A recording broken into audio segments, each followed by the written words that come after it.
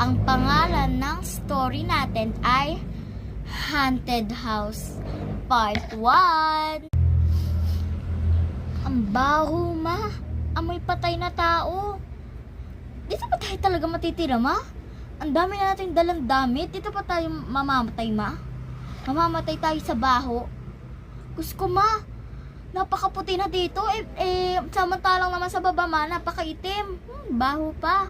Ay, naku na. Tigil-tigilan mo na nga ako. Pinapalutuan ko na yung lolo mo ng pagkain. Kita mo may sakit, diba?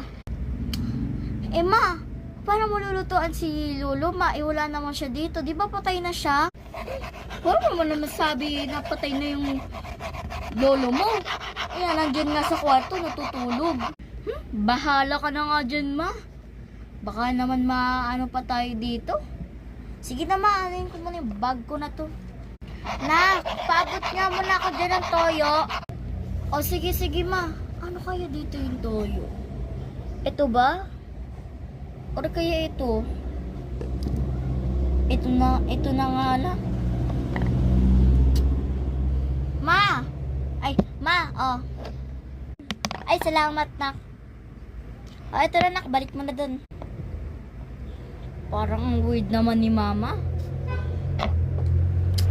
Ay, nako. Ano kaya maganda kong gawin?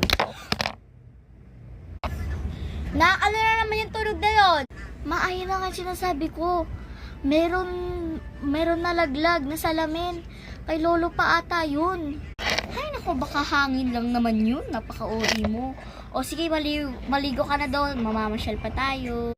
Ha? Parang hindi naman ganyan sa akin si mama. Ano siya, baliw? Opo. Ma! Ay, yun ba si lolo?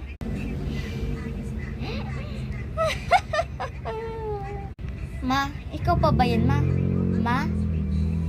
Ma!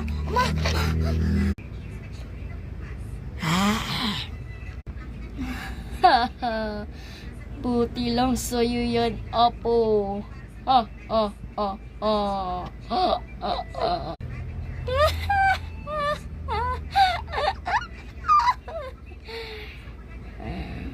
Buti lang sa'yo yan. Nak! Si mama ba yun?